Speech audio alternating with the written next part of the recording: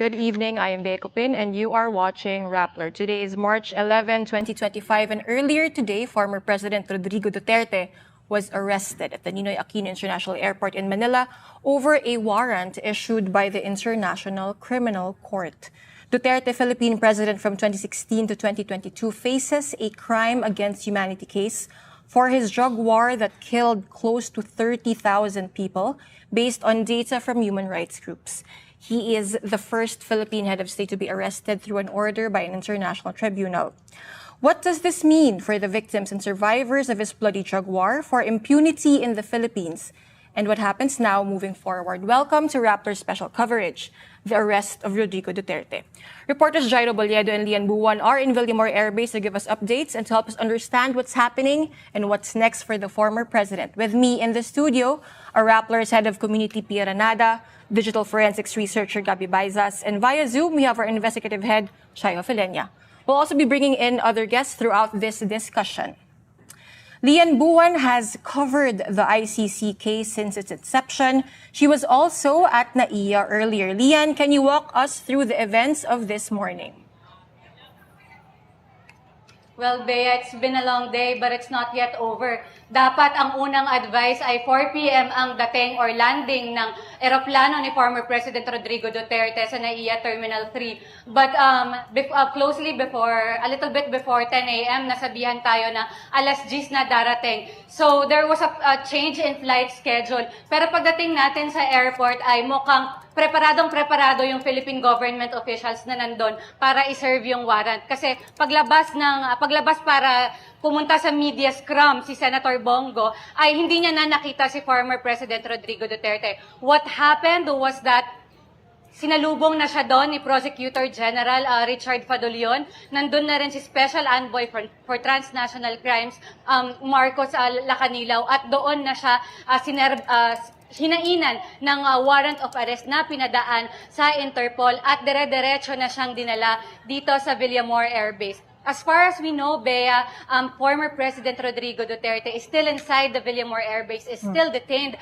inside the Villamor Air Base, and we have no confirmation as of yet kung ano yung mangyayari ngayon. Ngayon, we are working with an Interpol framework, and as per Interpol rules, this provisional arrest that has been effected this morning has to go through a legal process, which is extradition or surrender. Mas madali sana kung susuko talaga si former President Rodrigo Duterte.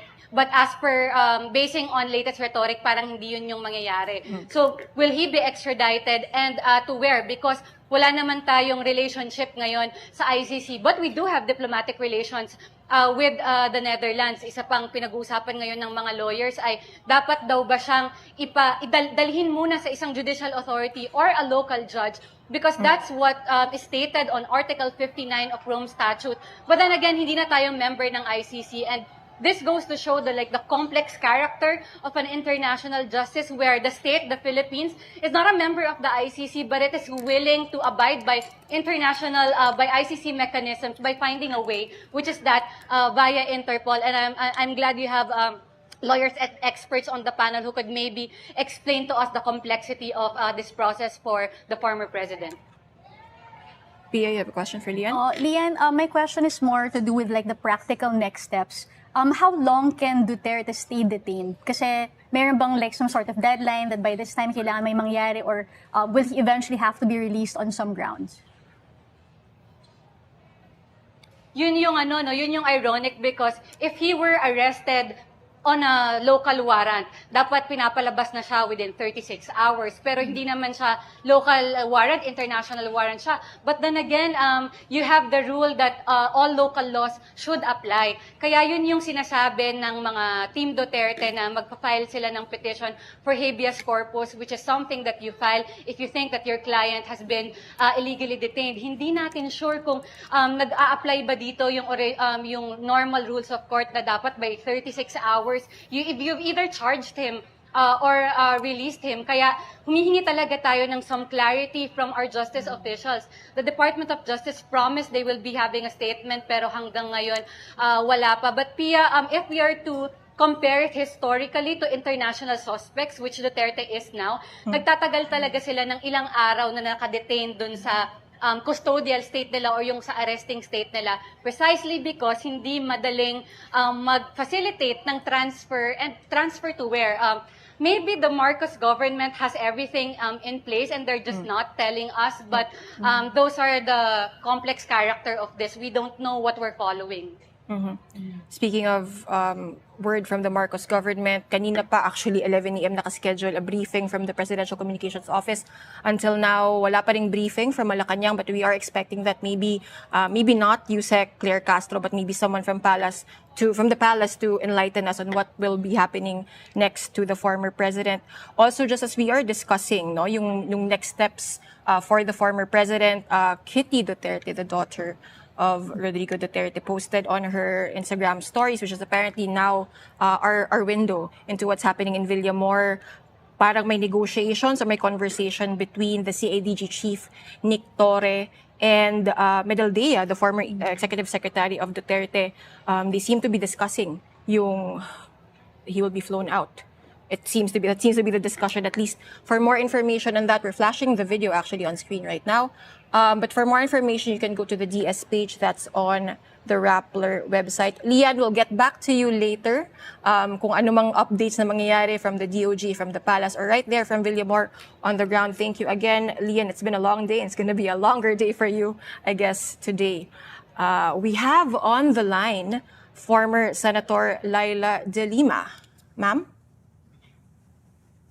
Yes, good evening. Good evening, everyone. Good evening, former Senator. Yes.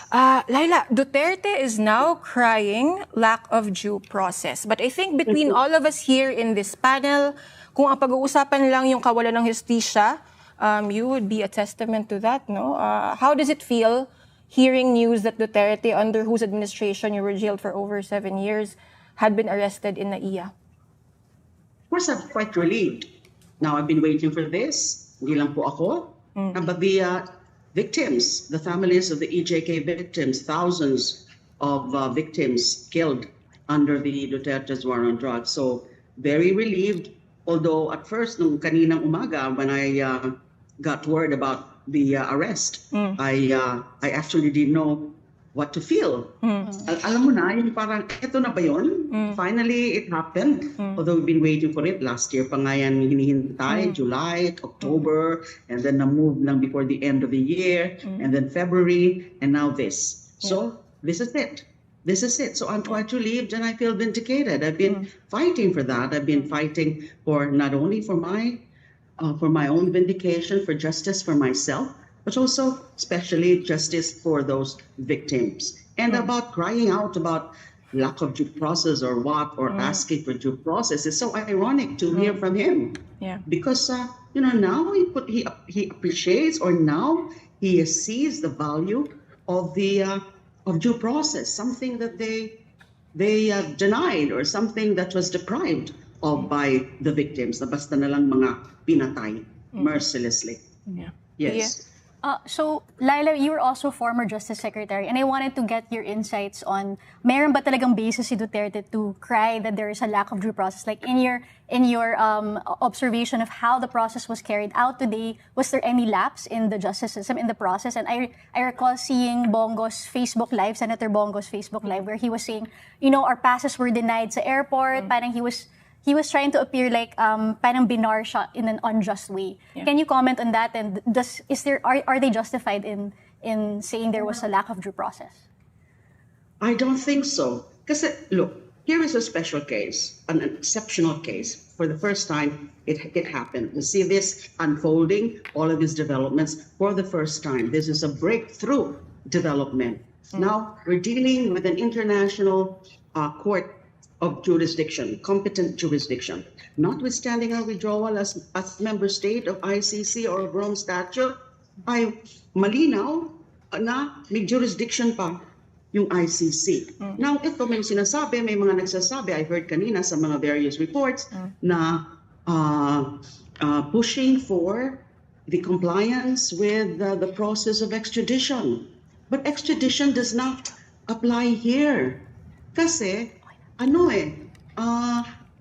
you talk about extradition, it refers to crimes committed within a foreign country. And then So the crimes here were committed right here in the Philippines.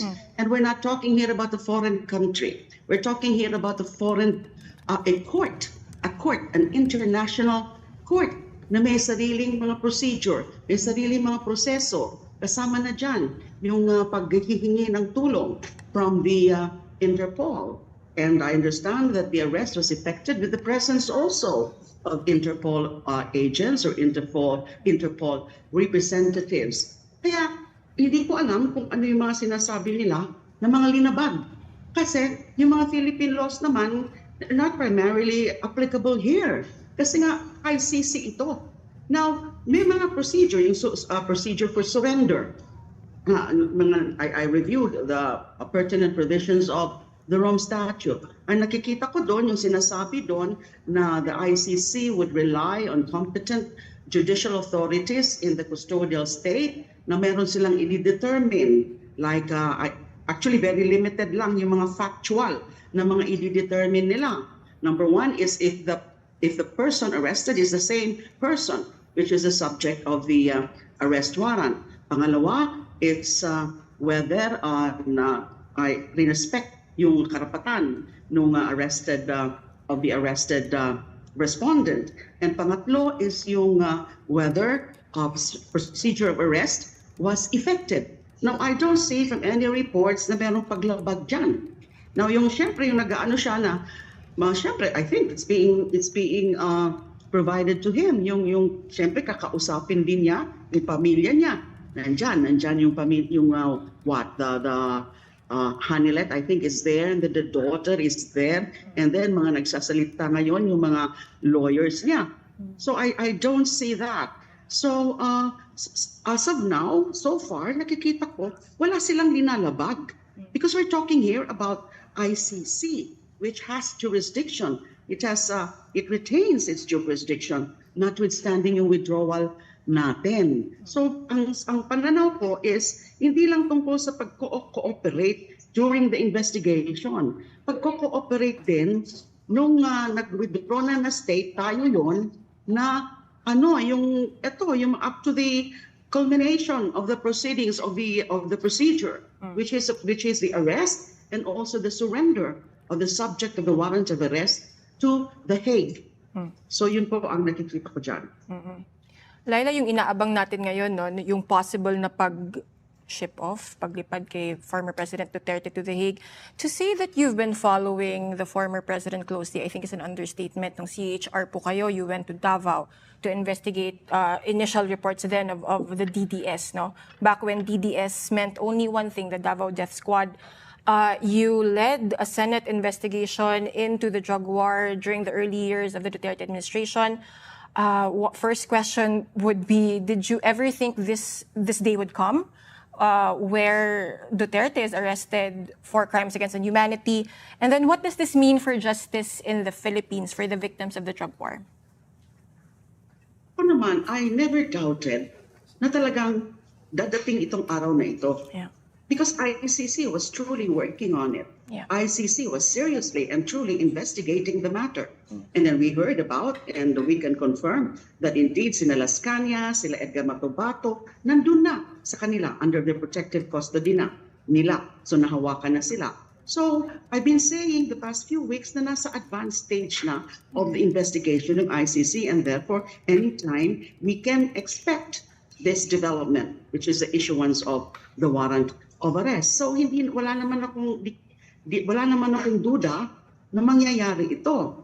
And lalo na insofar as the victims are concerned, they've always considered ICC as their best hope because they would not see any significant development here in our country. Yeah. Even if nagpalabas na ng recommendation yung Quadcom to file criminal charges against Mr. Duterte and others like Senator Bato, Dela Rosa, former PNP chief, ay wala naman tayong nakikita na case na pinafile. But ICC has been doing its work na seryoso. And yan na, yun ang resulta, yun ang outcome. So this is truly a most important or remarkable day. Then what does it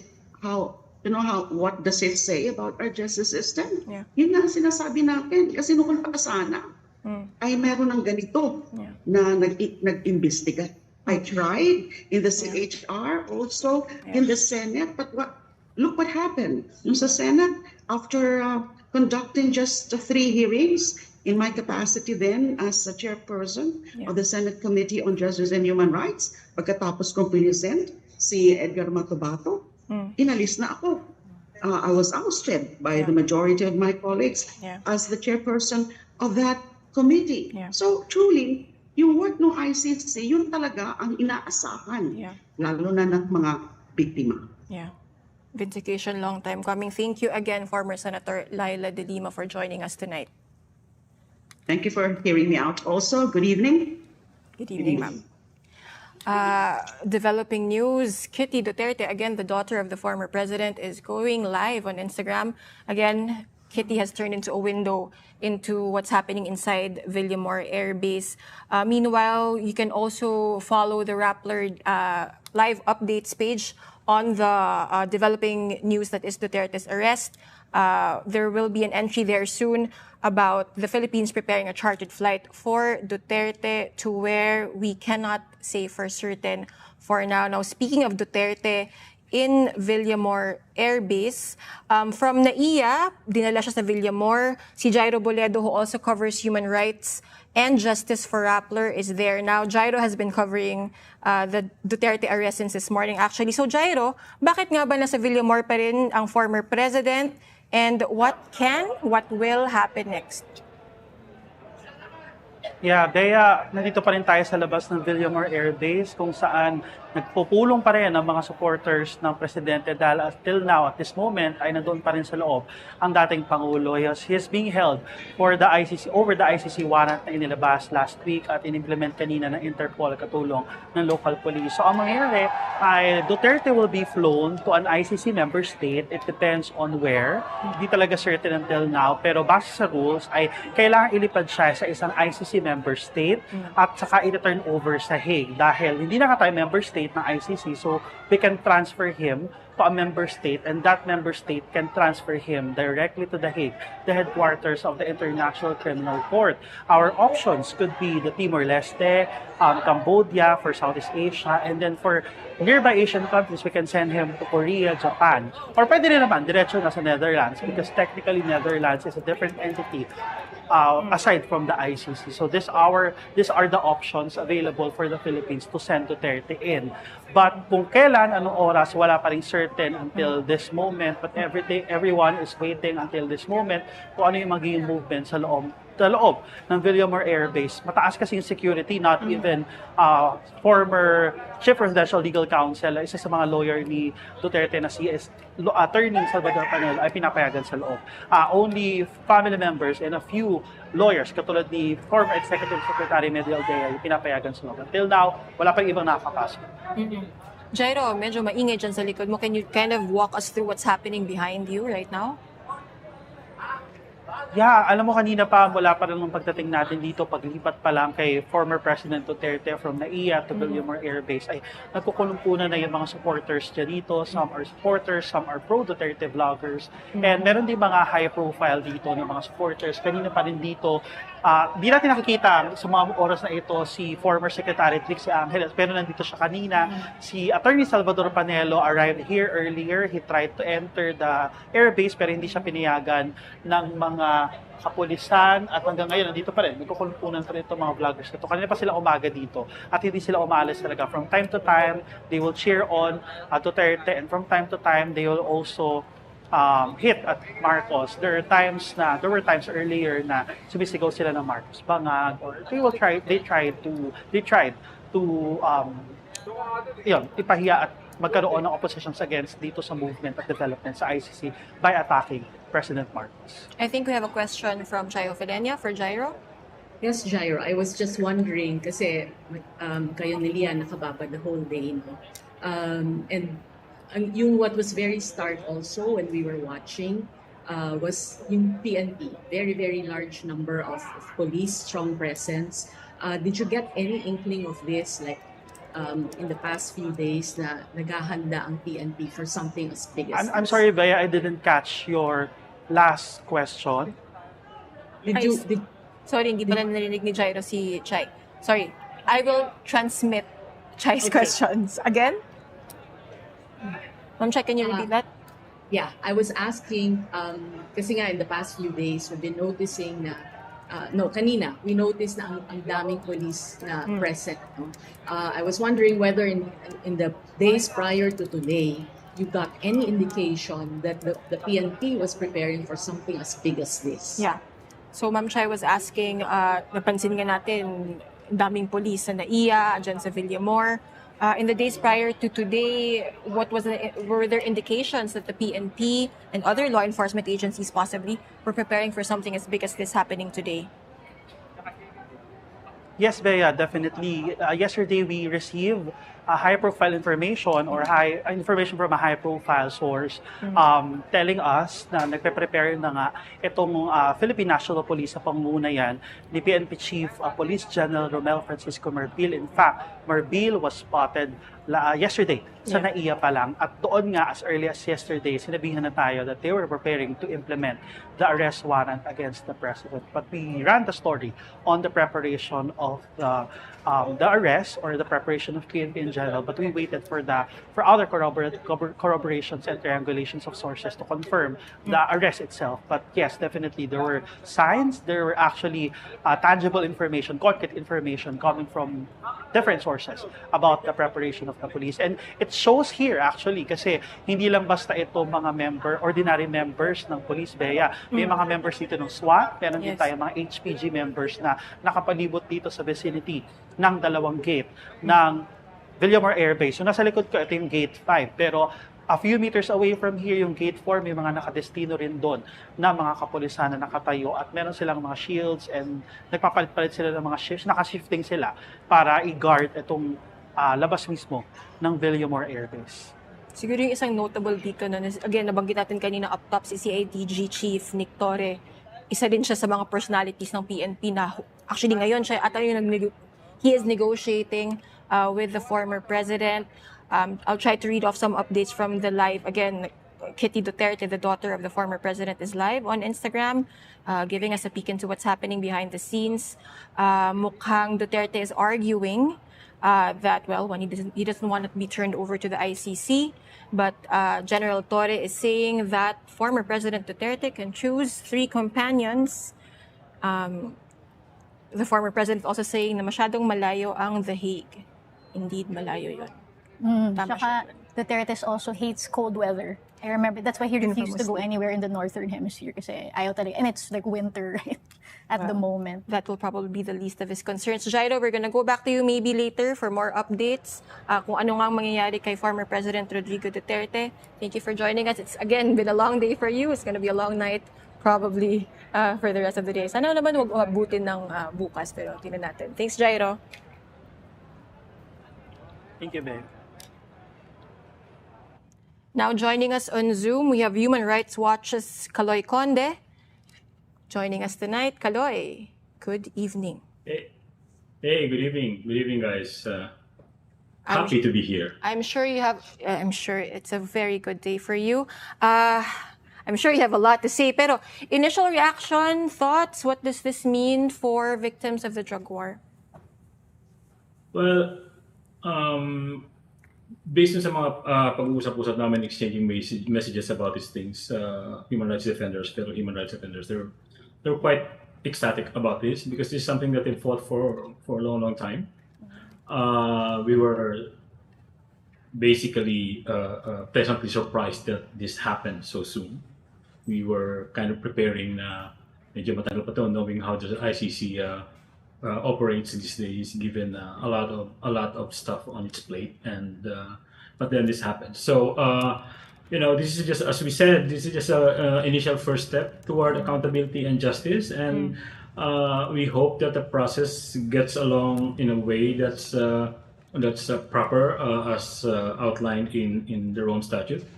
Medyo nakakatawa lang that all of these people around Duterte are now claiming being victimized by all of this. I don't want to venture into guessing or saying they don't their complaints should not be heard. But the fact is that they are in a situation right now that they, or Duterte, does not control. So that seems to be really, that must have discombobulated a lot of them. So this is exactly the kind of response that we sort of expected from them. But as I said, this is a long process, and we have taken the first start. And for the victims of the drug war violence, this is a momentous day. Yeah. And we are not really celebrating or anything because this is just a first step. But at last, for now, we see something happening because marami sa kanila talaga, they have practically lost faith in the domestic accountability mechanism of the Philippines, and they have been pinning their hopes on the ICC, and now finally this happened. Right. Again, I'm going to ask you the question I asked former Senator Laila de Lima earlier. Kasi to say that you have been following Duterte's drug war is an understatement. Nung mayor pa siya ng Davao, I distinctly remember as a cub reporter reading the Human Rights Watch report on the DDS in Davao City. Was this something that you imagined back then that would happen one day to Duterte? Never mind the steps along the way, no? Imagining that he would one day become president of the Philippines, etc., etc. And have you spoken to victims of the drug war even in Davao City?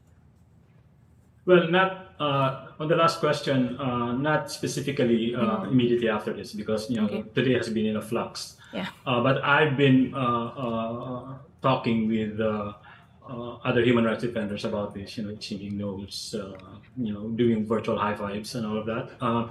But I get the sense from them, they who have spoken with victims are they're beyond ecstatic. I think a lot of relief is evident in their interaction with them. So that's good. And somebody, on your first question, did I expect this to happen? To be honest, I hadn't even thought about this day for the long time that I've been covering the extrajudicial killings related to the Davao Death Squad, and then this.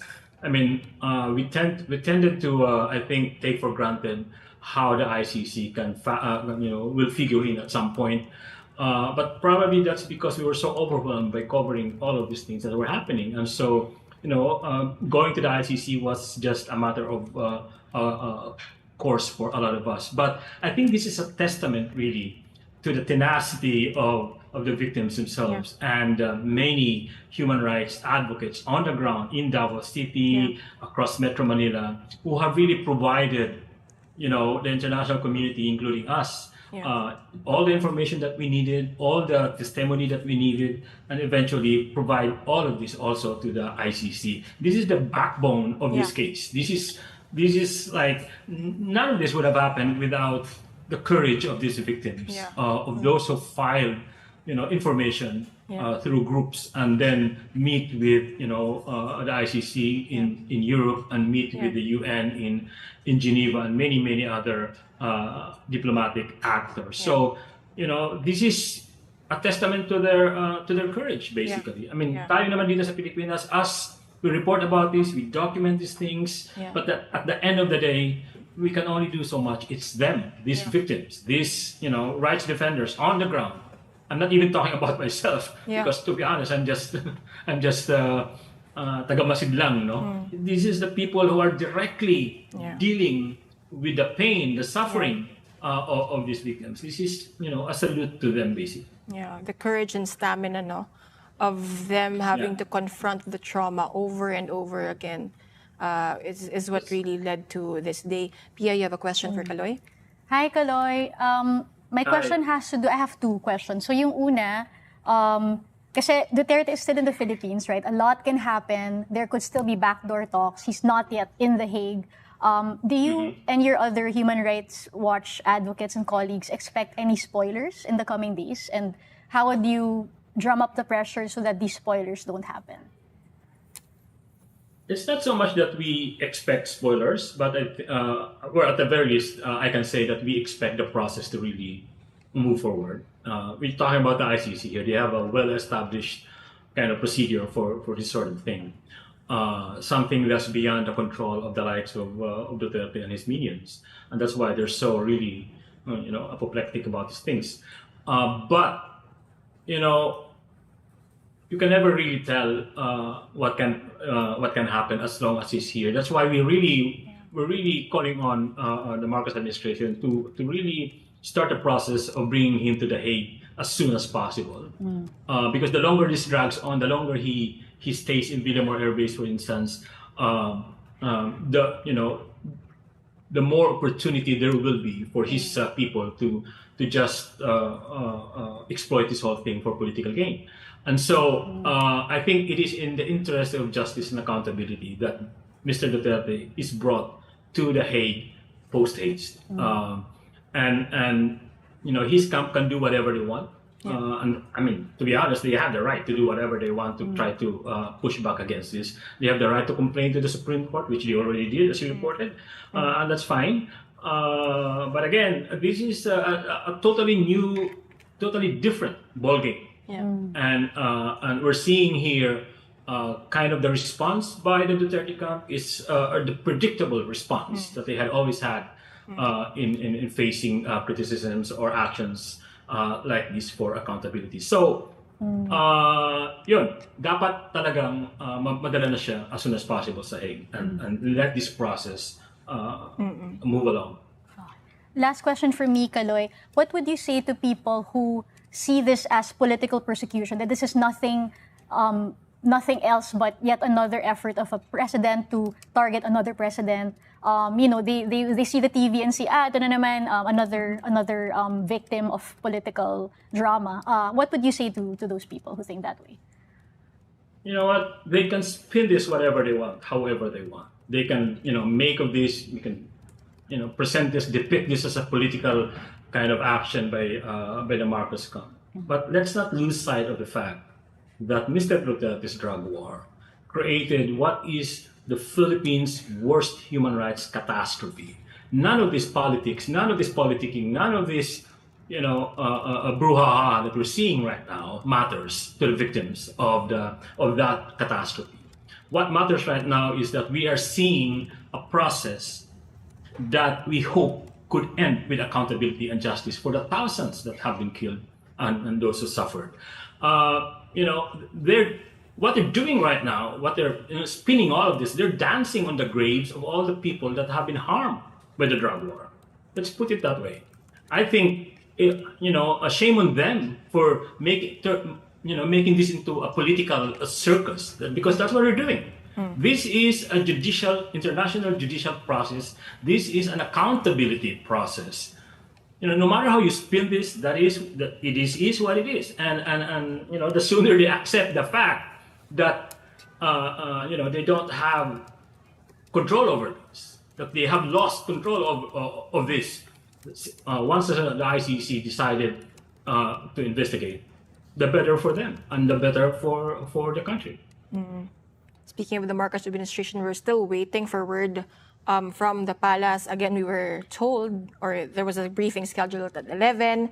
Naghintay tayo ng 12. Ang dami nang nangyari since, but we have yet to hear from them. Although, I understand we're still on standby kung sakaling may magsalita nga mula sa palasyo. But meanwhile, speaking of the other side naman, Vice President Sara Duterte, the daughter of the former president, just issued a statement. Right now, I'll just read part of it, or I'll read it in full. According to Vice President Sara Duterte, today our own government has surrendered a Filipino citizen, even a former president at that, to foreign powers. So far, we have not yet surrendered former President Duterte to any foreign power. According to the Vice President, this is a blatant affront to our sovereignty and an insult to every Filipino who believes in our nation's independence.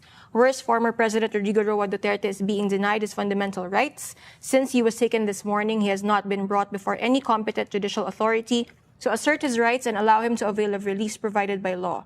As I write this, he is being forcibly taken to The Hague tonight. This is not justice, this is oppression and persecution. This act shows the world that this government is willing to abandon its own citizen and betray the very essence of our sovereignty and national dignity. God save the Philippines. This is very familiar rhetoric from the Vice President. Kaloy, actually want to ask you about that. Parang, how are these narratives, and we'll talk to Gabby about that later on, but how are these narratives affecting the work of human rights defenders on the ground and the families of the drug war, right? This, it is dispiriting to hear rhetoric like that. They're just trying to milk this for political propaganda and for political gain. All that claim about this is an affront to the sovereignty of the country, that's all baloney. That's all nonsense. They're saying that because they want to turn this into a political circus that can benefit them. That's the bottom line for us. Again, I'm emphasizing that this is an accountability process. This is something that thousands of victims of the drug war need to see happen. And for them to now say that what's being done to Mr. Duterte is it violates the Constitution, violates due process, violates the country's sovereignty. It's just a lot of BS, to be frank. We're not saying that the government should be okay for government to violate his rights. But from the way it looked today, I don't think that's that any violation of the rights of Mr. Duterte, no matter how ironic that is for him to claim that, was not evident. So what are they talking about? Again, they can claim to high heavens that the Philippines is no longer a part of the ICC, that the ICC no longer has jurisdiction of the ICC. Technically, they're correct, but the cases are still under the jurisdiction of the ICC. They don't want to accept that because it goes against their arguments. That's what they're doing. So, they can claim again that this is an affront to the sovereignty, but for the victims of the drug war, for all of those who suffered under this brutal campaign, this is an affirmation of their suffering. This is an affirmation of their need for them to have accountability and justice at last. And again, we're just on the first step here. Yeah. Mahabang proseso pa ito. The Dutertes seem to have a very vast vocabulary. We'll see today if they'll learn that accountability should be part of it. Thank you again, Kaloy, for joining us. Again, just a quick recap. You are watching Rappler. Today is March 11, 2025. And earlier today, former President Rodrigo Duterte was arrested at NAIA in Manila over a warrant issued by the ICC, or the International Criminal Court. He is the first Philippine head of state to be arrested through an order by an international tribunal. Now, my colleague here, Gabby, has been keeping her ears and eyes close to the digital space, online cyberspace, the kumunoy of the world, partly so that we don't have to. So, Gabby, nabanggit natin to ni Kaloy kanina, no? Yung narratives that the Duterte camp is trying to put forward. What are they trying to say online? Yeah, it's actually really interesting kasi everything that we've seen so far online, we're still currently monitoring, if there are any new narratives that come up. But everything that we've seen so far, that we've already touched on earlier in the panel. So, for instance, they're always looking at, the fact na wala na tayo sa ICC. Do they still have the jurisdiction over the country? Can they still, is it a lawful arrest? That's what all the Duterte allies are saying. It's not a legal arrest. It's not a lawful arrest because is there an arrest warrant? We're not part of the ICC anymore. Can they still do this to the president? And of course, they're amplifying, the updates from Kitty Duterte, showing that, making him look like a victim, essentially. That, he's not being given his, medical needs. Yeah.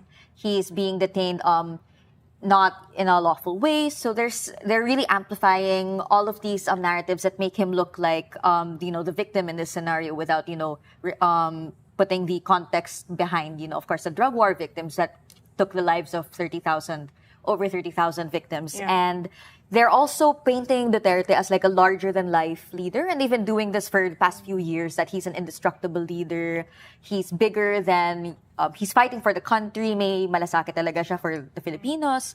And that he's a very fearless leader who knows what's best for his country. That's the kind of picture that they want to paint amid all the, what they call political persecution given this case. Right. We'll talk more about the attempts to lionize the former president. I think Pia will also have a lot to say about that. But for now, on Zoom, joining us is Father Flavie Villanueva. Father Flavie, you've been helping drug war victims all these years, sometimes to your personal threat na rin, ano, Father? Have you spoken to the families and survivors? What are their sentiments after the events of today? Oh, hold on. Hold that thought, Father. There you go. Nataranta ako kapag kaharap ko Rappler eh. So, Father, boss nyo pag nandito. Pero mas natataranta ako ngayong araw. Totoo ba to? Yeah, it's real. It's real. This has been, we have been working on this for years. Yeah. And it's taking place as we speak.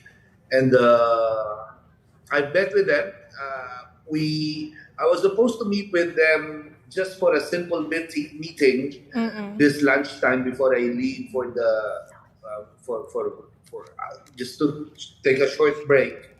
But when the news broke out this morning, and I had it confirmed in my morning meeting at 9 a.m., I told everybody to gather the victims as much as we could and let us offer a Thanksgiving Mass, which we had at 3 p.m. at Sacred Heart Communion in Quezon City. Chai, you have a question for Father Flavie? Which I will then relay to him. Oh no, he can hear you. He can hear you pala. Can you hear me, Father? Yes, okay lang. Yeah. Go ahead, Chai. I'm just curious, no? Because I remember meron kang nakwento before that among even the yung family of extrajudicial killings na victims, parang sabi nila, they even asked you kung okay ba itong senator who was allied with Duterte. And it came as a shock to you na sirkulo na ito ng extrajudicial EJK victims, pero meron pa ring attraction yung Duterte allies. How are you dealing with that? I've always respected the thoughts of the people we journey with, especially the widows. I would perhaps intervene and pose a question, or questions, one or two. Are you really certain? Sigurado ka ba sa iyong kaisipan? No? Things like that. Just to also prick the conscience. Kasi, and secondly, the motivation. So I deal with it both with what they went through and with their motivation. Because as we all know, mahirap kapag sikmura ang naging motibasyon ng pagboto. But then again, in program Paghilom, we ask them to go deeper prior to what the candidates offer that is so flimsy and passing.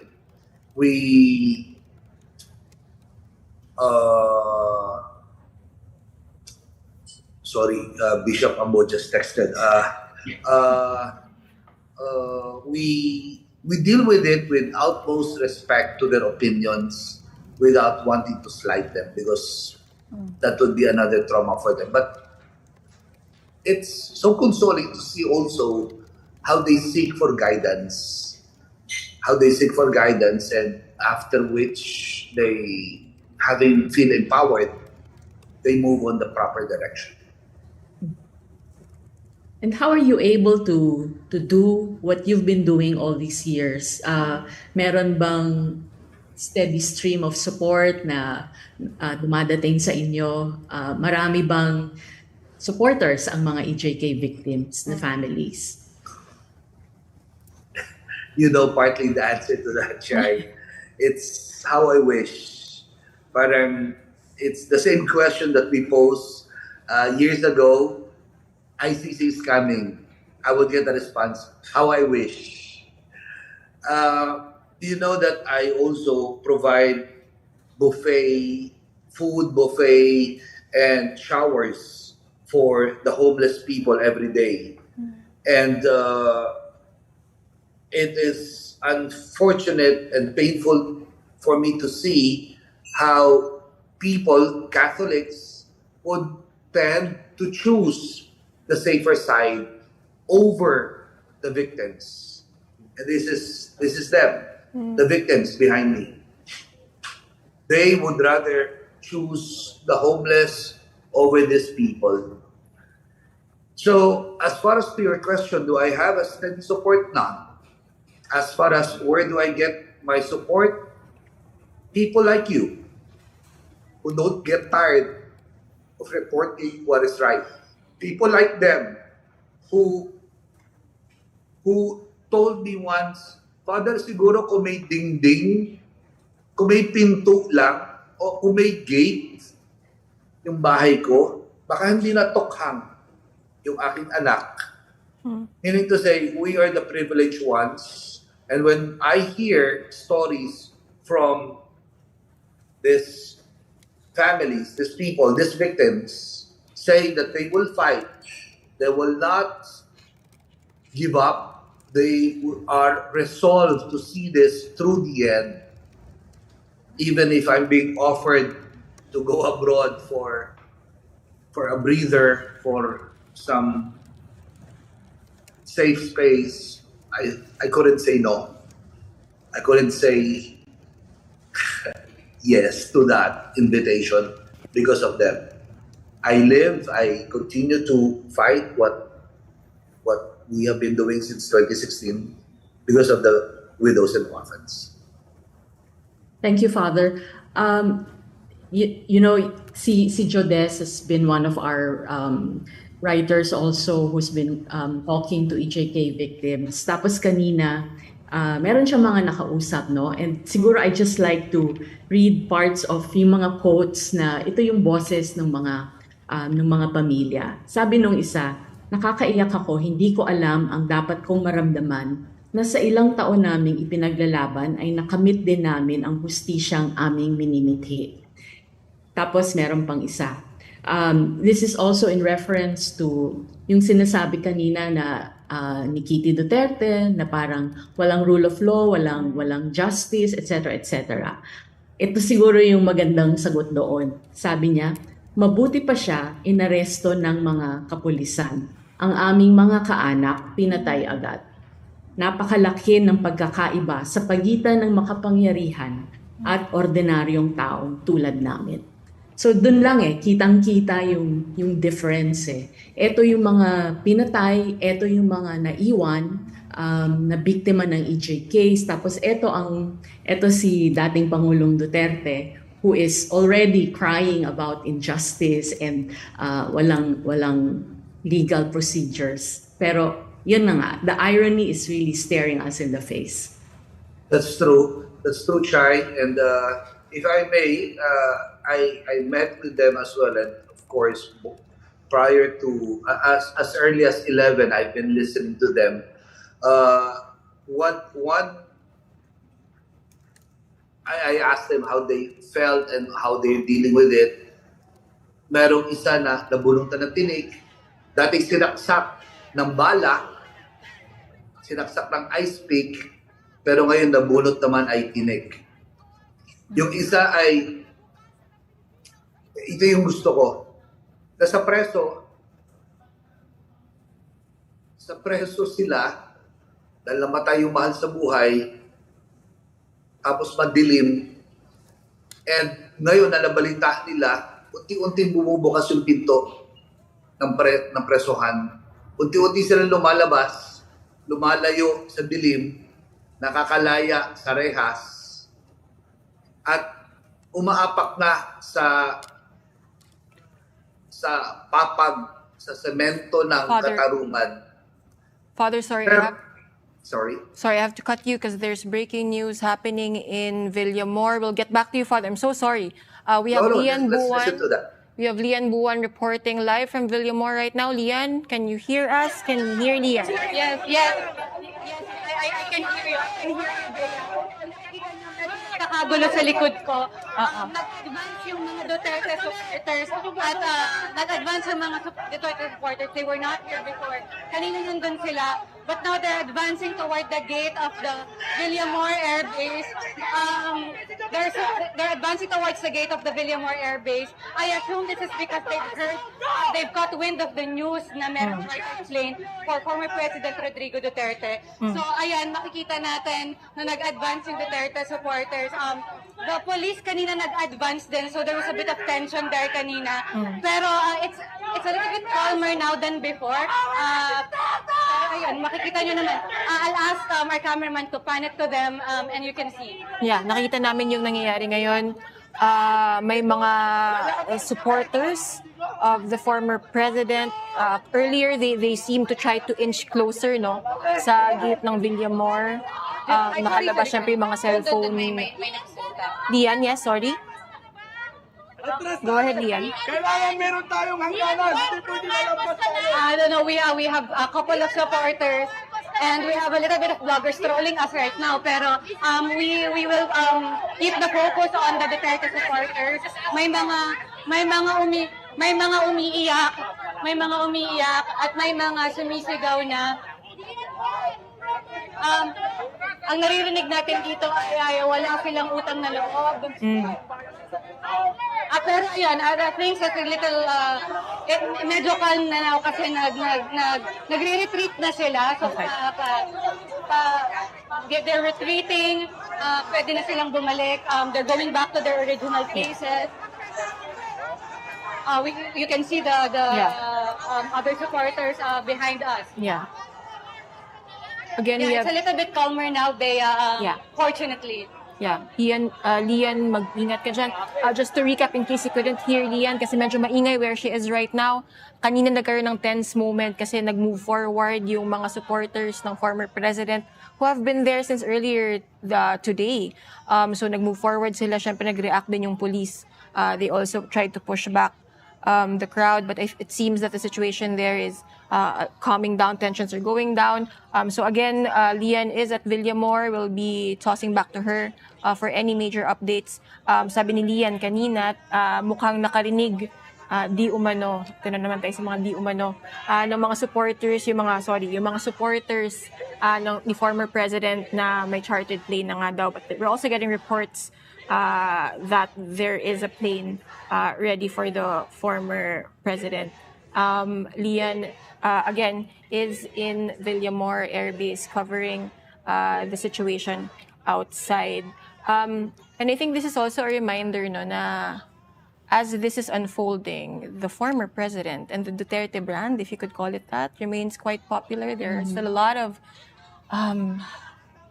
hardcore supporters, perhaps, of the former president. Na-curious lang din ako, Father, parang how do you deal with that, no? As we speak to victims of the drug war, you also have these people who, you know, parang as in kanina, ready sumugod or nag-attempt na sumugod at least sa Villamor Air Base, decrying na injustice over what's happening to the former president.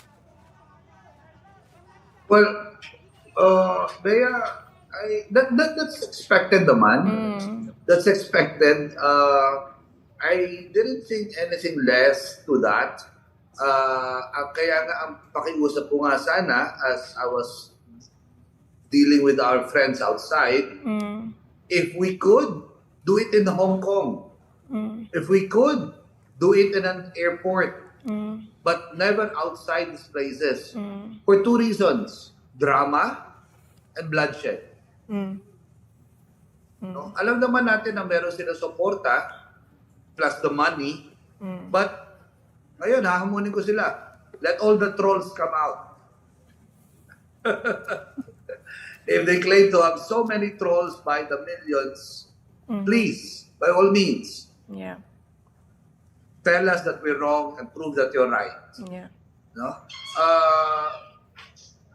sorry, just to directly respond, it's expected. Yeah. Meron din naman silang nabola, meron din naman silang mga diehard na tao. Yeah. So, yeah, that's their right. That's their right. Yeah. Father, before we let you go and before you answer Cardinal Ambo's message to you, what is it that you hope people take away from the events of today? Again, parang the narratives, which Gabby will expound later on, the narratives, the politics of this all, it's easy to overshadow who's the victors, kumbaga, of today, the victims of the drug war. What is it that you hope people remember and take away from today? First would be why we have today. Why we have today. And that would be because of the murders.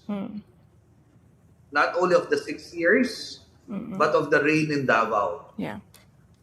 Mas madugo nga po yung sa Davao Hindi pa lang nauungkat lahat. So, remember history.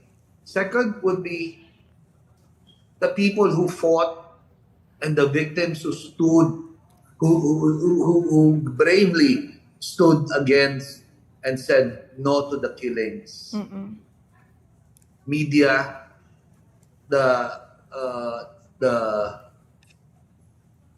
widows and orphans, a fraction of the church, and the international perhaps people and the rest of those people who believe that any killing and all forms of killing is wrong. Thirdly, hindi na pwede. There could never be another like this or even close to this that should happen.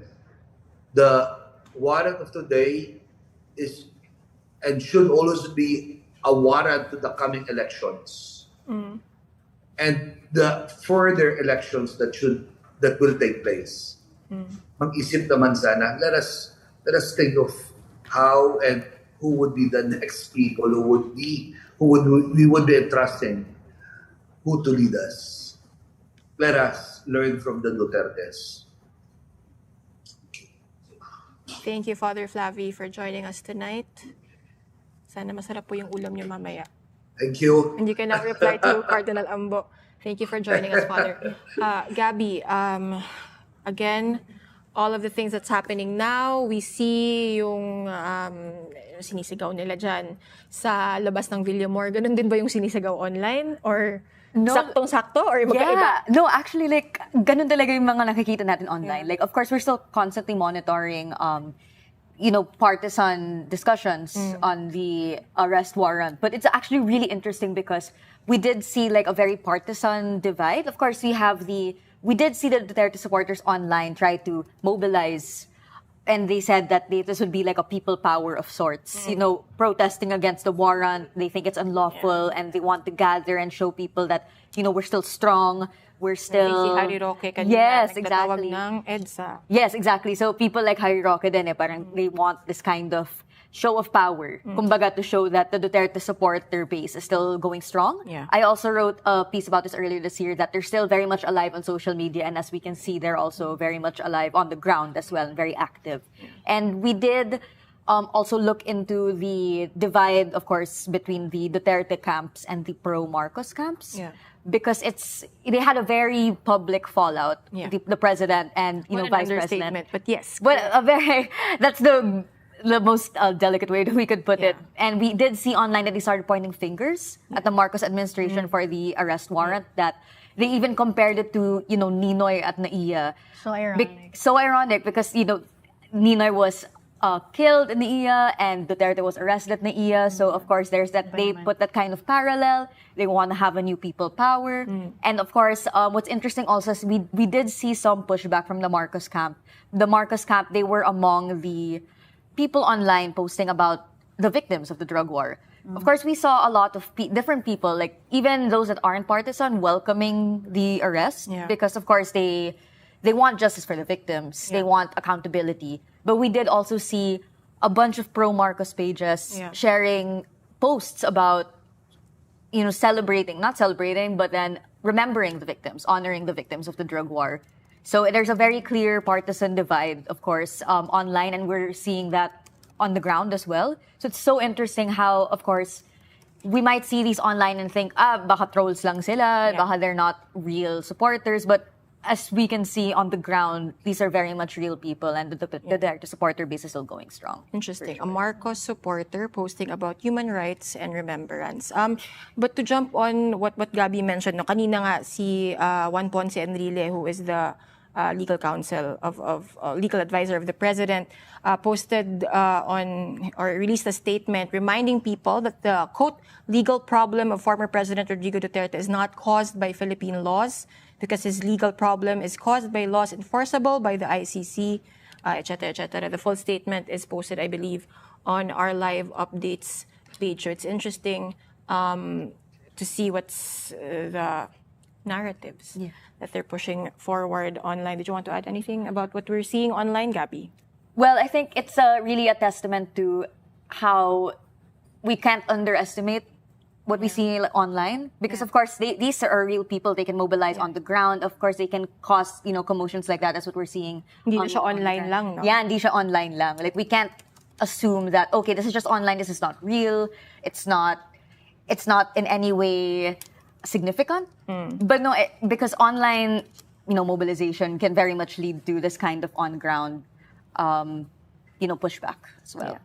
Thank you, Gabby, for keeping close attention to online discussion, so we do not have to.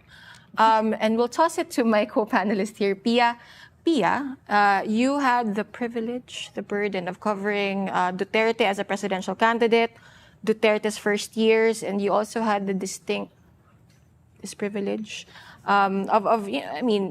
you were literally there when you found out, when we all found out na you and Rappler were being kicked out of Malacanang. Knowing what you know about the former president, what's going on through his head right now? Is this something that he saw coming when he was there in Malacanang? This was a day he dreaded, day one, when he heard about a complaint to the ICC. Right. And that's why the moment he heard of that, kita naman, he really mobilized his entire administration to make sure that does not happen. Yeah. So I remember those days, he even issued this very long argument about why ICC does not have jurisdiction over the Philippines, why we should withdraw, etc. And that catalyzed this whole process. So the Justice Department was mobilized to really withdraw. Yeah. And then naalala ko, his speeches at the time were all threats against ICC. Yeah. He even claimed ICC judges were pedophiles. He said most of them were white when they are not mostly white. Yeah. He had threats to slap or kill ICC judges. So talagang he used his whole arsenal, his whole messaging platform, his own speeches to demonize the ICC. And I think he's really tapping into this parang the fear of the foreign. Yeah. Yung parang be suspicious of anyone who's foreign. Yeah. And this narrative he often uses against his critics, diba? Like, foreign funded, yung parang this suspicion of whatever is foreign, not us. It's us against them. Yeah. They're not aligned with us. They are enemies. We should not trust them. So itong, parang this very Filipino trait of, yung suspicion nga, not trusting, parang may yung parang anti-American, anti-West. He's been using it all this time for his own ends to kind of protect him. And I also remember, may isang anecdote yung isang source na nandun mismo sa briefing when Duterte was briefed about the ICC case. Parang sabi ng source, Bongo even stood up and parang he made this commitment na, sir, kung i-aresto kayo, sasama ako sa kulungan. May ganun nangyari, parang talagang I think dramatic. Senator Robin Padilla also made the same promise. Right. Sasama daw sila. And very visually, natin kung sumama sila. Parang he was even eating peanuts while he was being briefed, but he was silent throughout that whole process, parang listening to what's next for him. And very obvious talaga na, he says he's not scared, but I think he's very, very scared. Right. I mean, kanina, I was talking about it earlier, and I think it's on the live updates page on the Rappler website, no? Na basically he was trying to negotiate with the CIDG chief, insisting na hindi siya pupunta sa ICC. At he was pointing out what we all know, that The Hague is quite far from where we are. We are now joined by Rappler CEO and Nobel Peace Prize laureate, Maria Ressa. Maria, a lot of things happening today. Initial thoughts? I think it's a great signal for the world that the world can turn right side up, because the biggest problem that we're facing is this age of impunity. Yeah. The Philippines was among the first, and we're among the first to get some sense of justice. Right? Impunity you can't get away with it forever. And so that was my first thought. For us, it has been a long time coming. The evidence that you guys have pulled together, that are reporters, the stories that we've covered. So the first is, wow, regardless of how it happened, whether it is local politics, whether it is the battle between the president and his vice president, we have a man who has ordered the killings, has said on camera that Explicitly. Yeah. With and is the proud evidence. about it sometimes. Unrepentant. Yeah. Right. So yes, actually a good day. Was this something that you saw coming? You've been covering this forever. We all have been. I know. I think, Rappler published the story of the arrest warrant on Saturday. Chai Hofilenya. Yeah, I was going to bring her in the discussion. She doesn't eat, doesn't sleep, is focused. And for us, we've seen so many people killed. Yeah. Right? On CCTV. Yeah. Kian de los Santos. Yeah. Right? So, justice does come. The world does turn right side up. Yeah. Parang kailan lang, we saw pictures, videos. We saw with our own two eyes yung mga nakabalot na bangkay sa kalsada ng laban. Nabanggit na rin ni Maria Chay, you broke the story of the issuance of the arrest warrant from the ICC. Matagal na rin natin actually minomonitor, di ba? Yung expected issuance of the warrant from the ICC. So can you walk us through, paano nga ba tayo narating dito from the perspective of those who worked on the case and from the perspective of a journalist, right? How did we lead to this moment na ito na, i-issue na yung warrant, or na-issue na yung warrant, and in fact, the Philippines would implement it?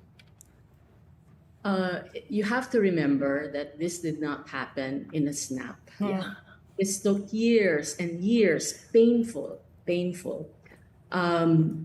Remember that the killing started not long after Duterte became president in 2016. Hours. It's been 9 long years. And there are people who thought or mistakenly believe that, because it's a recurring rhetoric, even in the petition that was filed with the Supreme Court by Duterte lawyers, si Bato, no? Parang they were saying that the ICC has no jurisdiction because the Philippines is no longer a member of the ICC. Let us put that put that issue to rest. The Philippines, the killings, in coverage ng ICC investigations covered November 1, 2011. At that, the Philippines was still a member of the ICC. So from 2011 to March 2019, Duterte became president in 2016. The killing started in 2016. We pulled out of the ICC March 17, 2019. So ang coverage ng investigations of the ICC is that period, 2011 to 2019, when Duterte was mayor and when he was president. So stop insisting that the ICC has no jurisdiction because the Philippines is no longer a member. Yung coverage, member pa tayo nun. Right. So we started very, very aggressively. I will have to name Patricia Evangelista, Rambo Talabong, who were assigned, who did the graveyard shift, followed the killings.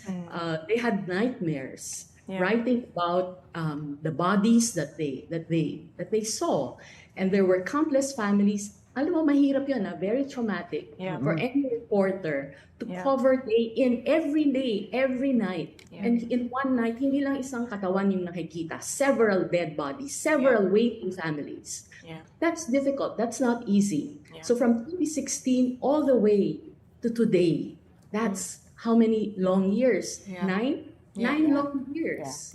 So if you were a family member, madaling mawalan ng hope. there is no hope. There was no hope when Duterte was president. You can never get justice under Duterte kasi all powerful siya eh.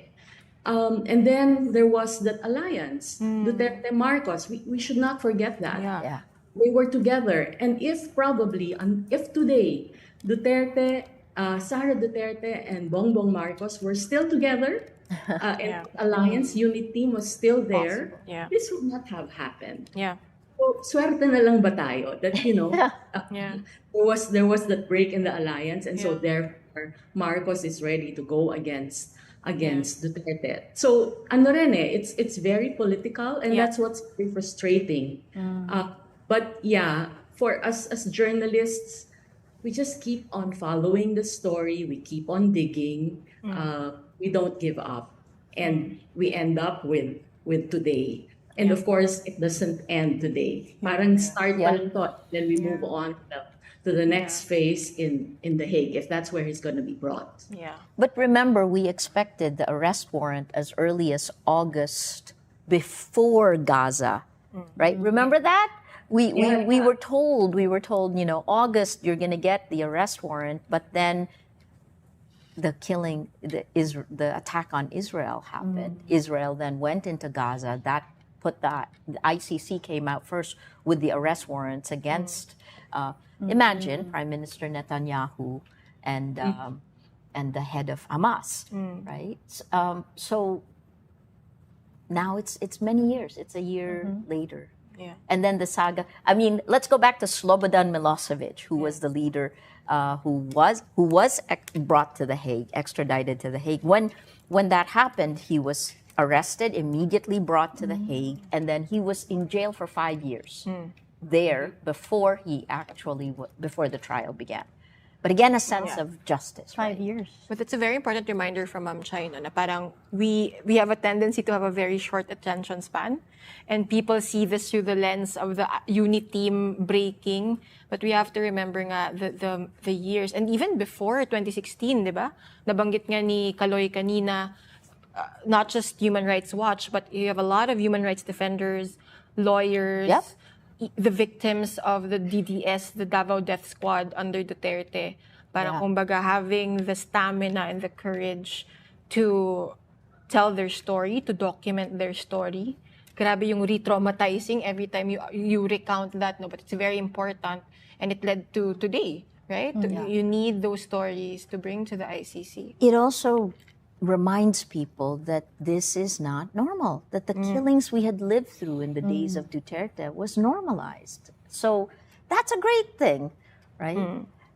Question, Interpol coming in, because one of the other things that's being said is, well, no, because we have the case that was brought to the Supreme Court, which has now been raffled, right?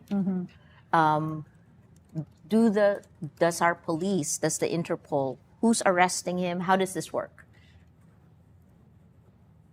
Miss Chai, would you have insights on that? Kasi nga we're not a member of the ICC now, but the arrest warrant was coursed through the Interpol. And we're partners. We are still part of the Interpol, and Correct. we've in fact made some requests through the Interpol. Remember Arnie Teves? Yes. Yes, So correct. we got Interpol's assistance there. So parang reciprocity. Now that the ICC is requesting for Interpol assistance, then the Philippines has to, because it is a member of the Interpol, it's obliged. It's obliged to. To help the ICC. The same way you would say that if Hong Kong or China was asked by Interpol to do that, they would have been forced to do the same thing? China would have to, but of course, Quite China, interesting. if China doesn't or it delays, then I guess there would be repercussions and sanctions for that. So that it was just interesting, right? What a fascinating day! Everything that led to this, It's like all new. even yung narrative of our Interpol obligations, right? That was first floated a year ago pa, or more than a year ago, by justice officials, and then eventually yung official na line ng Philippine government. Whenever they'd be asked, even Secretary Manalo, if he'd be asked, na, are we thinking about rejoining the ICC? He wouldn't actually answer that question. He'd just reiterate the Marcos stand, and then he'd go to the Interpol na. But we do have obligations under Interpol. But before that, as we talk about Interpol, let's go to Mindanao, where the Dutertes still enjoy a lot, huge popularity, no, based on recent surveys. We have Sir Herbie dialing in. Ano yung sentiment ngayon sa Mindanao, sir? Unsay feeling sa mga tao? Naglagot? Na-shock? Nangabuang? Sa nangahitabo today? Are they overwhelmed by what's happening in Naiya and Villamor? Well, mostly you see them on social media. Pero it's another thing kung makikita mo sila on the streets. Although there are some activities, no, like in Davao City. Just a few hours, about noontime, shortly after the arrest, City Hall officials, led by the Vice Mayor, the Mayor was not around, si Baste was not around, but the Vice Mayor was there, together with several councilors, and then you hear words like, remain calm, we're ready to offer our lives for you, meaning to Duterte, and we're deeply hurt, and we are with you. Let's keep on fighting. So fighting, remain calm, as if they're hammering home the message, but it's like provoking people to do something. Okay, inciting people, So these are scenes, and the messages that we are been reading on social media that followed the arrest, no? Yeah. And all this reflect somehow the divisions that have defined Duterte's rule or the Duterte dynasty. In Davao, again, his loyalists, siguro mga 500 or gawin na natin 1,000, gathered at the Rizal Park, just near City Hall, to light candles, to pray, to show their support for Duterte. Now, in Cagayan de Oro, in the city where I'm in, a Davaoeña, or Cagayanon who worked in Davao, former broadcaster Girlie Balaba, who's a close friend of Duterte. She's now a councilor in Cagayan de Oro. Had about 100 people near City Hall. There's a park there, and they demanded for the resignation of Marcos. And they keep on blaming Marcos for what happened to Duterte. I think that's the narrative that they want to push, that their Tatay Digong is a victim of political persecution, and somehow the Marcos administration has something to do with this. So that's the situation in Mindanao, Pero I think ang battlefront now is in Metro Manila. Diyan nakikita yung just outside the airbase. Diyan ang tension, but in Mindanao not so much. Rhea? Yeah. Well, ako, my comment lang. It's very telling that the Duterte camp is now trying to bring in health issues. Yes. And the sounds person familiar. that Fresh off a exactly that trip Senator Bongo brought was his physician, right? Duterte's physician. Yun yung, tapos nakita ko sa live niya, talagang minention niya na, due for a checkup tomorrow. He's turning 80 on March 28. So parang, it's kind of like a very expected playbook that once you have a politician who is facing a legal case, biglang health issues are raised, and it's almost like we know what the script is about. So I just had to put it out there. And if I may add, may pinost si Mayor Baste on this, on social media. He said they want a prolonged standoff using General Torre, Of course. illegally detain and deny PRRD of medical care. So, yun. Yeah.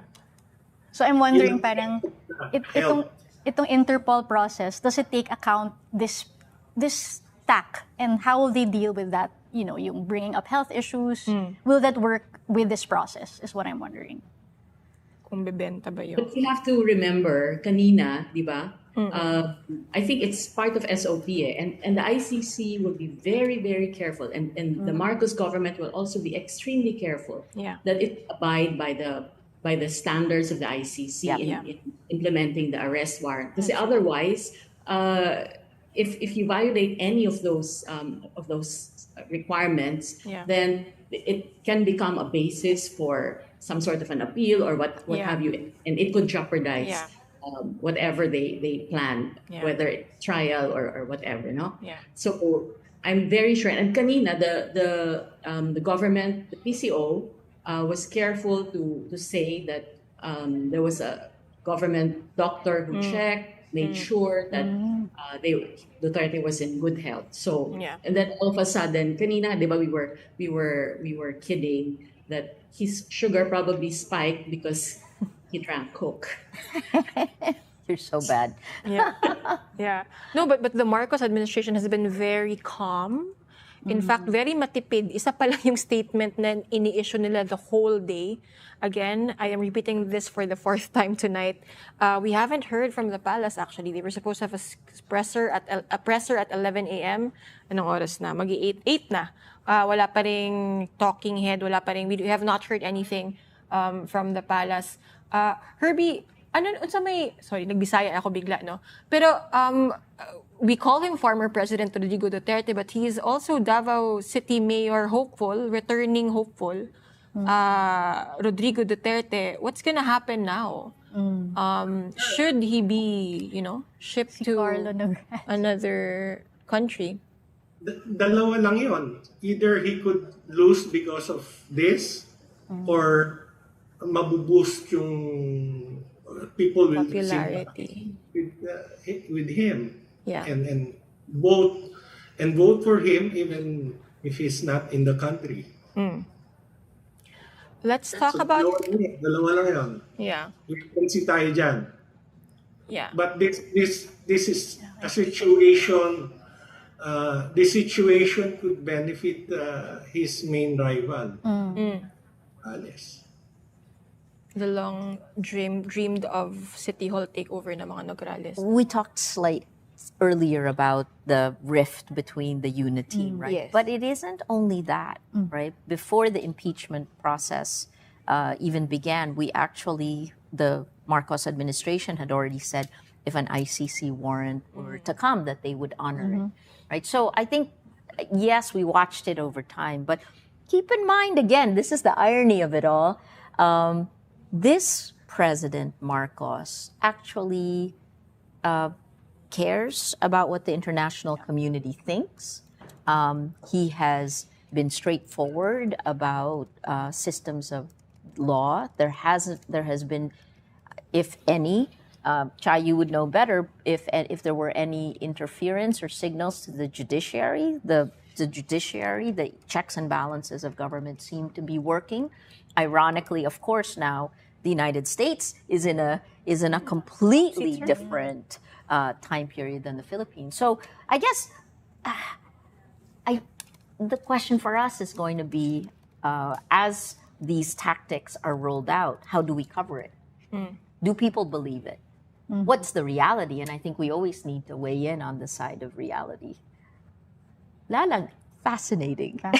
No, but si Chai kanina was reminding us of the the lies that the Duterte camp has been spinning. You have to call it a lie. About the ICC, about jurisdiction, etc., etc.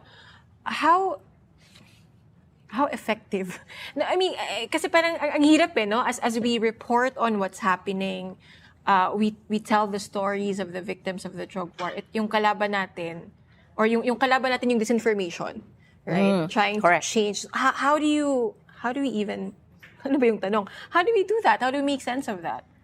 I think the Duterte camp will really maximize the fact that this is such a complex issue and untested, unexperimented. So they're masters at oversimplification to the point that, no jurisdiction, these are foreigners getting a Filipino or kababayan. Parang these very simplified messages.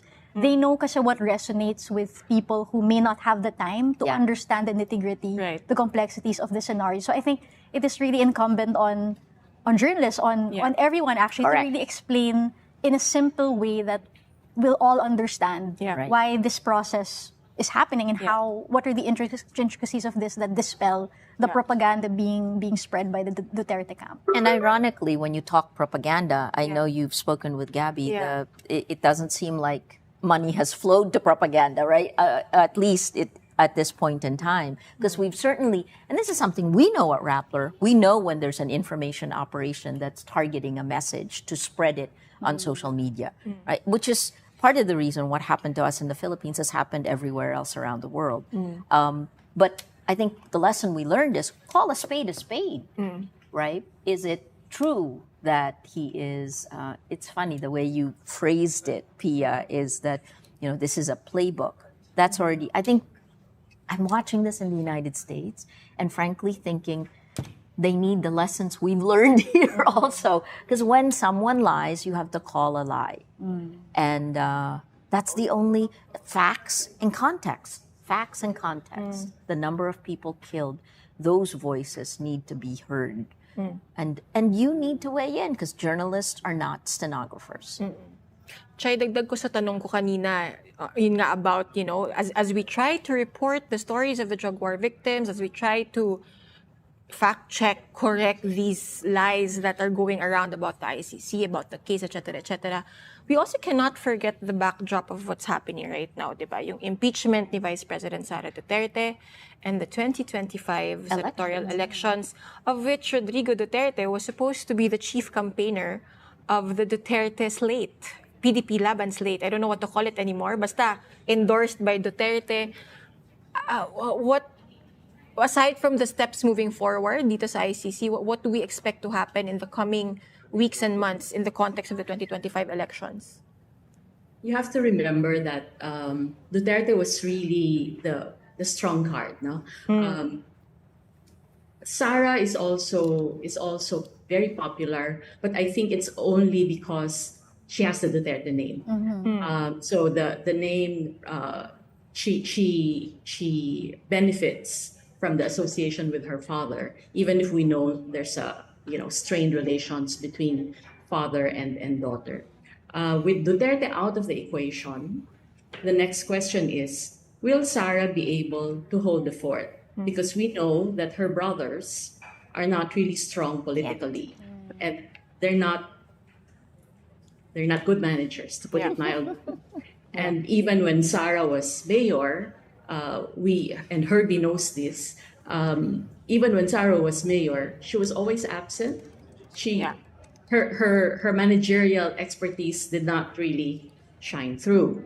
And when she became vice president, became Department of Education secretary, that explains why she fumbled. There were a lot of errors. No? So the question now is, will the Duterte camp be able to spin this and say, because I've been seeing at least two threads. I don't know, Pia, if you're seeing more. One is the nationalist thread, which is what Duterte used when he was running. I am a nationalist, I am Filipino, that sort of thing. And they're using that again now. This is the ICC. This is a foreign body that is imposing its standards and its rules on the Philippines. And it's not the Philippine judicial system is parang surrendering to a foreign power. Ganyan. And then second, the other narrative is kawawa naman si Duterte. He is old. He's 79. He's turning 80.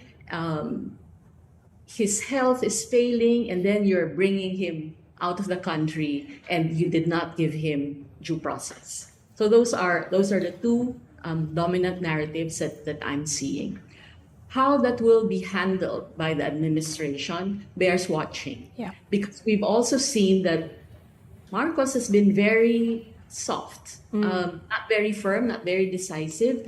He makes instances and situations decide for him. So parang ang tagal, di ba? And even insofar as the ICC is concerned, the messaging and the rhetoric was shifting. Years ago, he would say, no, we will not let the ICC in, we will not cooperate with the ICC. And then nag-shift siya, nag-soften siya, and then now we will cooperate with the Interpol. You cannot win 2025 or 2028. Yeah. You are indecisive. Yeah. You have to be firmer, and that is where Duterte has the upper hand, because he has an iron fist. Yeah. He gets what he wants. He knows what he wants. Marcos is not sure. Yeah. He lets other people, probably the First Lady, decide for him. And I don't know if he even has a tight circle of political advisors who are savvy enough and will be able to give him good advice. Yeah. This is the irony again, right? This is actually opportunity in many ways for a strong leader to set the tone. You said there's been one statement, not a press conference. You do it, you own it. Yeah. And Go big or go home. And You can't have- justice is fantastic, right? In many ways, Ferdinand Marcos Jr. actually benefits from carrying out justice. It's incredible. It's actually a great. So there is opportunity. Look again at the way the world is playing out. Given that the power structures have turned upside down, the United States, for the very first time, voted against a strong principle of sovereign, that a sovereign nation should not be invading another country. This is 2 weeks ago. The U.S. voted with, this is on whether Russia invaded Ukraine. Yeah. A blatant lie that Ukraine was at fault. Yeah. Anyway, when they did that, a basic tenet is that a nation cannot just go grab someone else's UN land. Charter. So it's a brave new world.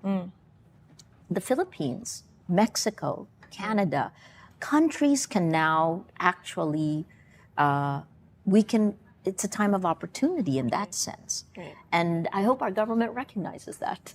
Where do we stand? Imagine that. A Marcos first being the champion of the international rules-based order in the West Philippine Sea. Isn't that incredible? And now, his administration, not him yet, kasi hindi pa siya humaharap sa kahit kanino sa media. Doon pa lang siya sa Malacanang meetings the whole day, upholding the idea of accountability. The end of impunity. At least in Duterte's drug war. Shai, Let's see. Herbie, Lot Pia, happened. final thoughts before we wrap up? Herbie? Our eyes and ears on the ground in Mindanao. Well, Duterte is on uncharted territory. And,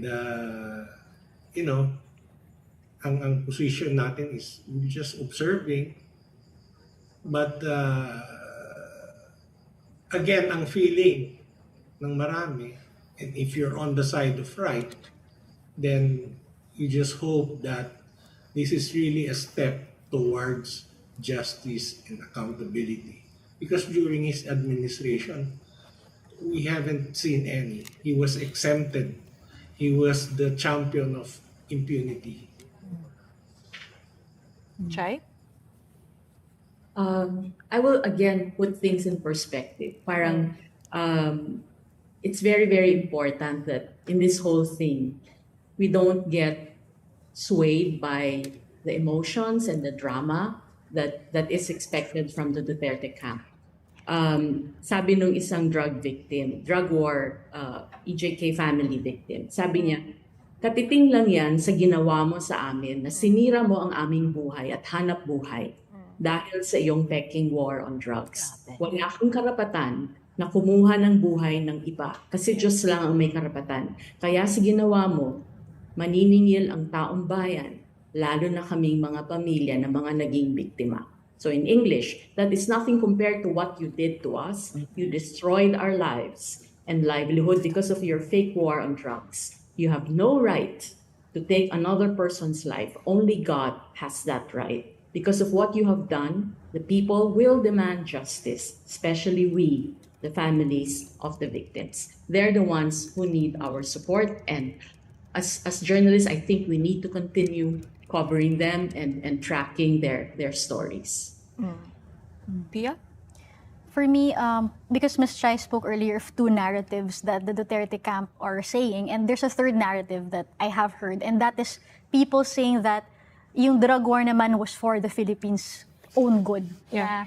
He did this out of goodness, out of a sense of mission that the Philippines was better off with this drug war. Therefore, this is an unjust process. So to that, I would say na the fact that there's an arrest warrant, even if hindi pa siya, like convicted, this is recognition from a body, right? That drug war was a crime against humanity, that there were violations, and now they want to hold someone accountable for it. So that should at least, diba, parang dispel that notion na it was for the good of the Philippines. It was not. It was a violation, and now someone has to answer for it. Maria? This is historic. At a time when the biggest question globally is whether the international rules-based order still exists. You have war in Ukraine, an invasion, and then you have the United States flipping upside down. A great time of uncertainty. You have Gaza and the tens of thousands killed in Gaza. Again, a time of impunity. They've called this time the age of impunity. And I have to say, we've all been looking for good news. The Philippines is standing up, saying we will stand for rule of law. We will stop the impunity. Oh my gosh. Under the administration of President Marcos Jr. Yeah. I think that's it. That's the irony of it is just fascinatingly wonderful. Yeah. That has been the end of this discussion. Keep it on Rappler. Again, meron kaming live updates page. Makita nyo doon yung updates from the ground, from the Duterte camp. They've been saying a lot of things since this morning. Magkakaroon din ng update doon kung magsalita na yung Marcos administration when they do finally have something to say, either through the PCO or through the President himself. Thank you to my panel for joining me tonight. It was in November 2024, during a House hearing, that Rodrigo Duterte egged on the International Criminal Court to hurry up and arrest him before he dies. Today is March 11, 2025, and earlier today, Rodrigo Duterte was arrested at the NAIA Airport, or the Ninoy Aquino International Airport in Manila, over that warrant issued by the ICC. Thank you, Herbie. Thank you, Chai, Pia Maria. Thank you, Kaloy, Father Flavi, Laila de Lima. Lian and Jairo are still in Villamor. And thank you all for watching. This has been Rappler's special coverage, The Arrest of Rodrigo Duterte. I'm Bea Copin. Thank you for watching.